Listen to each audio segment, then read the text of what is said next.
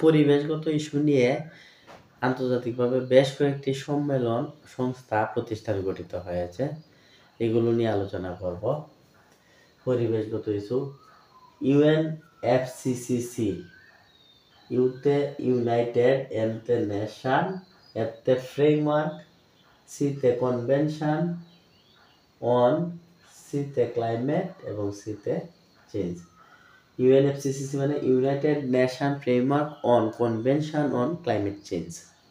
এটি 1992 সালে প্রতিষ্ঠিত হয়েছে। এটি একটি আন্তর্জাতিক চুক্তি, বড় ধরনের চুক্তি। IPCC হচ্ছে inter governmental panel on climate change. আইতে ইন্টার গভর্নমেন্টাল, পিতে প্যানেল, সিতে ক্লাইমেট, সিতে চেঞ্জ। এটি 88 সালে প্রতিষ্ঠিত হয়েছে। এটি একটি সংস্থা, বৈজ্ঞানিক বা পরিবেশগত সংস্থা। কপ হচ্ছে কনফারেন্স অফ পার্টিস। কফের মাধ্যমে UNFCCC কার্যক্রম পরিচালিত হচ্ছে। প্রতি বছরই একটি করে সম্মেলন অনুষ্ঠিত হয়। কপ মানে কনফারেন্স অফ পার্টিস, কপ।